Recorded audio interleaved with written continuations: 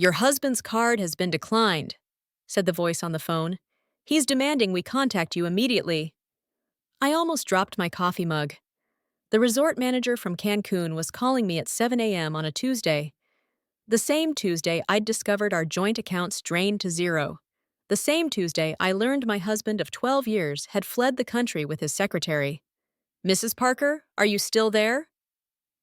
My name is Emma Parker. 3 days ago, I had a husband, a home, and a future. Now I had nothing but a voice on the phone telling me David was stranded in paradise with his mistress. "Yes," I finally managed. "I'm here. Mr. Parker insists there's been a mistake with your accounts." I gripped the phone tighter. "There's definitely been a mistake, but not with the accounts. I met David Parker 15 years ago at Morton Financial, where I'd worked since college. I was the company's top-performing account manager. He was the charming new marketing director with perfect teeth and tailored suits. Everyone warned me about his reputation. I didn't listen. We married after a whirlwind romance. I believed we were perfect together. David was ambitious, driven, and could make anyone laugh. I was organized, loyal, and grounded. We balanced each other. For 12 years, I built our life while he built his career. I managed our finances, renovated our home, and kept everything running smoothly. David climbed the corporate ladder, eventually becoming VP of Marketing. Last year, Morton Financial hired Jessica Reeves as David's executive assistant. 26, gorgeous, ambitious. I noticed small changes: late nights at the office, weekend emergency meetings, new cologne, password changes on his phone. Classic signs. I ignored them all. Until last Monday, when I found a receipt in his suit pocket. 2 first-class tickets to Cancun. Departure: Tuesday morning. My name wasn't on either ticket. When confronted, David laughed it off. "Client trip. Last-minute thing. Too boring for you." I pretended to believe him. But that night, I checked our accounts. Everything looked normal. Our savings, investments, checking account, all intact. I felt foolish for suspecting him. Then Tuesday morning came. I woke up alone. David's side of the bed was empty, his suitcase gone. A text message waited on my phone. "Need space to think. Don't try to contact me." Something felt wrong, very wrong.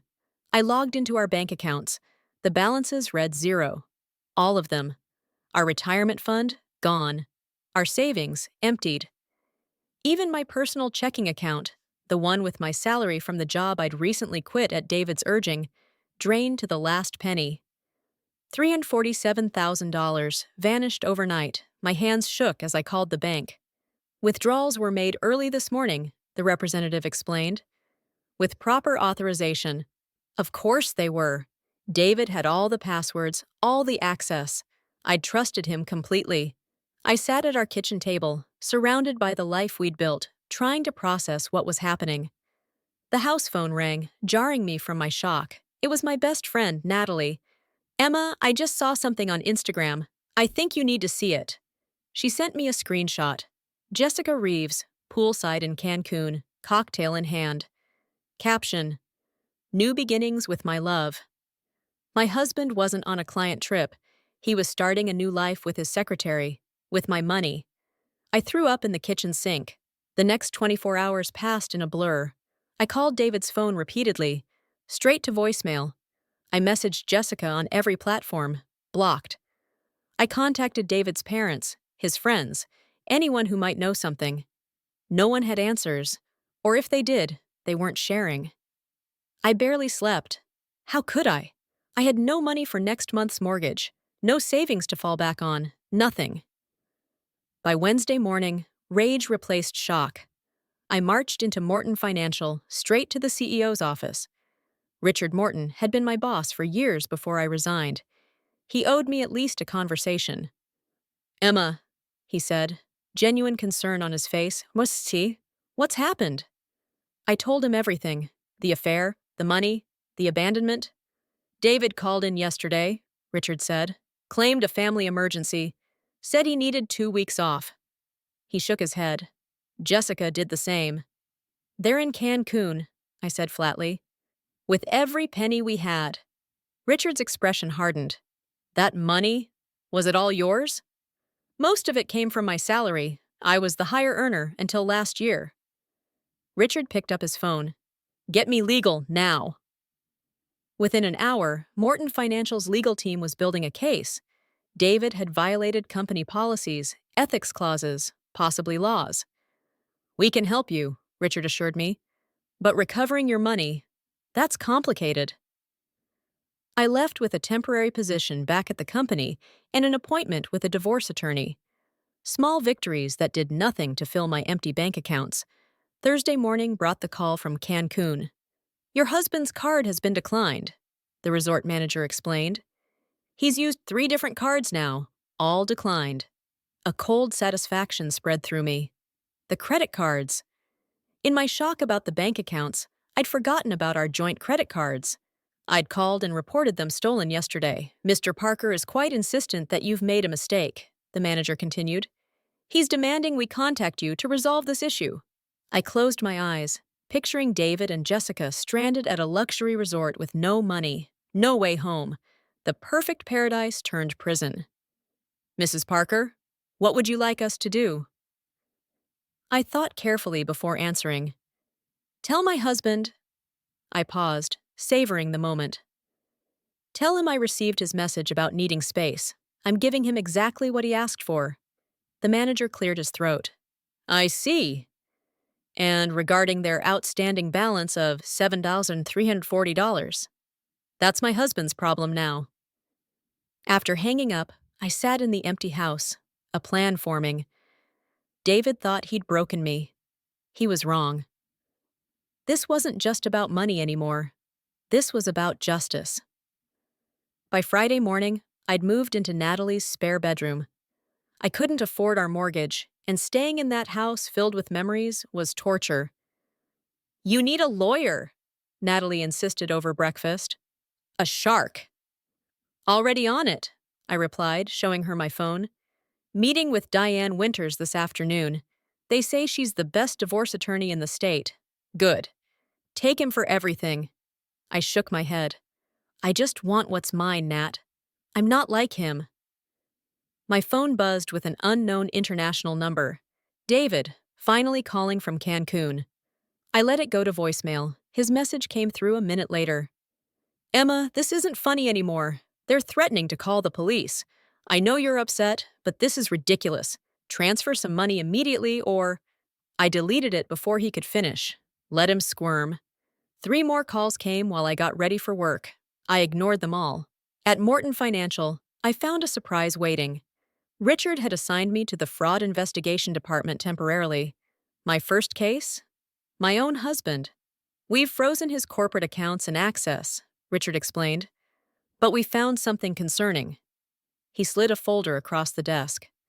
David's been siphoning company funds for months, small amounts from various marketing budgets. I stared at the evidence. Falsified expense reports, padded vendor contracts, kickbacks. How much? I asked, my voice barely audible. Nearly $180,000. The room spun. This wasn't just about our personal accounts anymore. David had committed corporate fraud. The company will press charges, Richard said gently. But you need to know what you're dealing with. I nodded numbly. Thank you. As I left Richard's office, my phone buzzed again. Another international number, but not David's. A text message. This is Jessica. David abandoned me at the resort. He took my passport. Please help. The meeting with Diane Winters was exactly what I needed. Direct, no nonsense, and brutally honest. You have a strong case for financial fraud, she said, reviewing my documents. But recovering the money won't be easy if it's already been moved offshore. What about the corporate theft? That strengthens your position, shows pattern of behavior. She made notes in her legal pad. Has he contacted you? Multiple times. I haven't responded. Gih. She nodded approvingly. Good. Let him panic. When did you last speak? Tuesday morning, before I discovered everything. And the girlfriend? Any contact? I showed her Jessica's text. Diane's eyebrows rose. Interesting development. She could be a valuable witness. She tapped her pen thoughtfully. Or it could be a trap. Don't respond yet. I left Diane's office with a strategy. File for divorce immediately.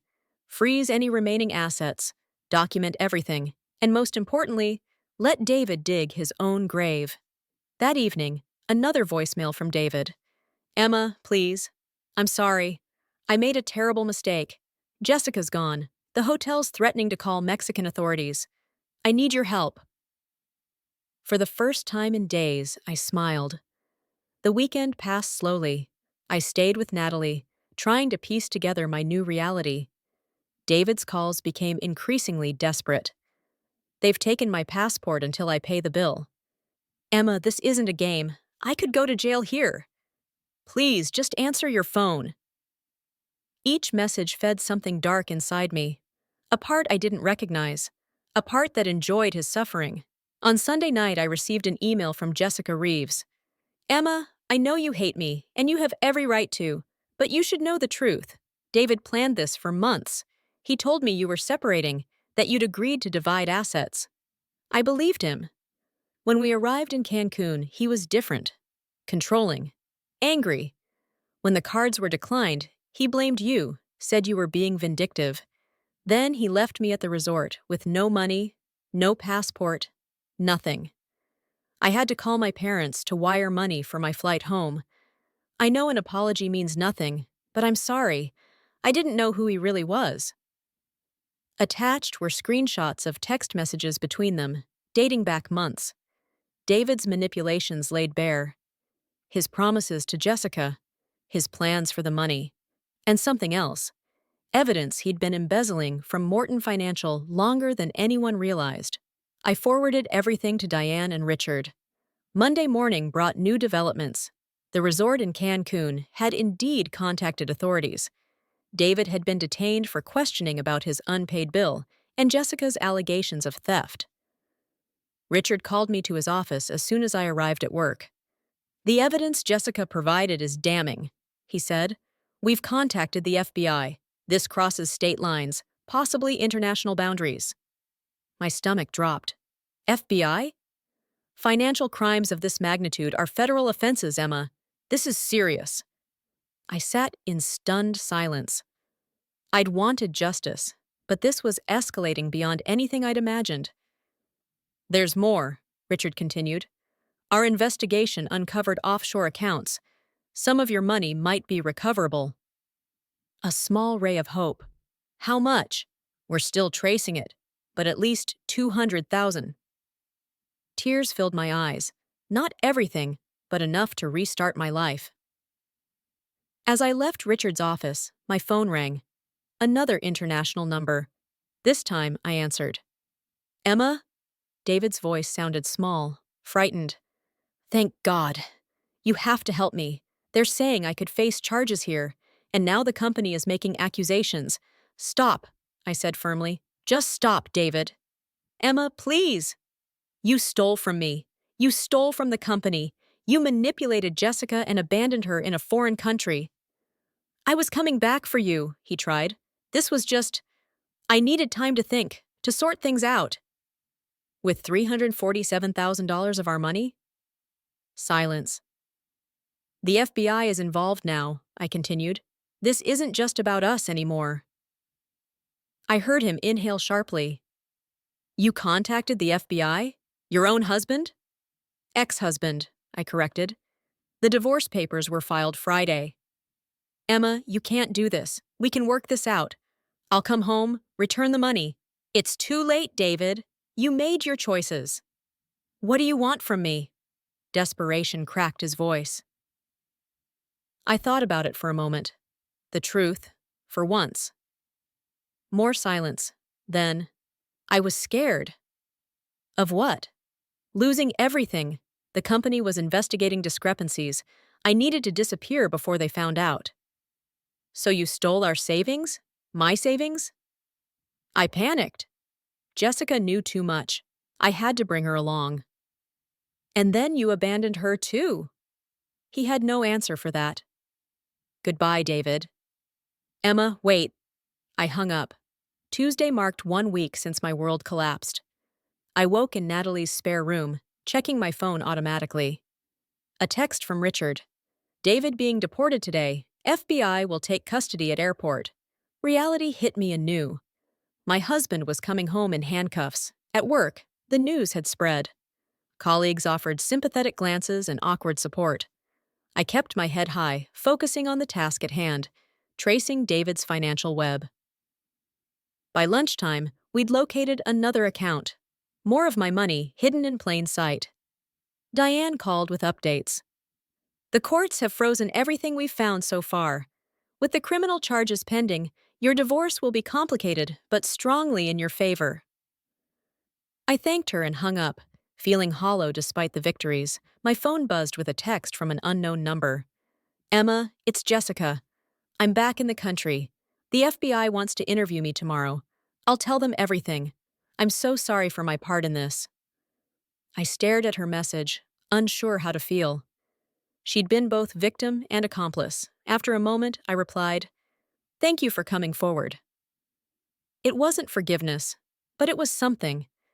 The next few weeks passed in a blur of legal meetings, FBI interviews, and rebuilding my life piece by piece.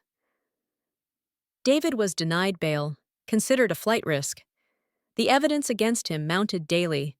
Corporate theft, wire fraud, tax evasion. The list grew longer as investigators dug deeper. Jessica cooperated fully, receiving immunity in exchange for her testimony. We met once, briefly, in Diane's office. She couldn't look me in the eye. "I never meant to hurt you," she whispered.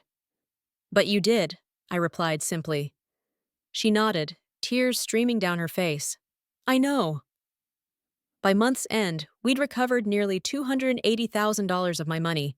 Not everything, but enough. I found a small apartment, opened new accounts at a different bank, and slowly reclaimed my independence. Morton Financial offered me my old position permanently, with a raise. Life was moving forward. 6 months later, I sat in a courtroom watching David plead guilty to multiple felony charges. Our divorce had been finalized weeks earlier, with the court awarding me everything we'd recovered plus our house. He looked smaller somehow, diminished. When he turned to glance at the gallery, our eyes met briefly. I saw shame there, perhaps regret. I felt nothing.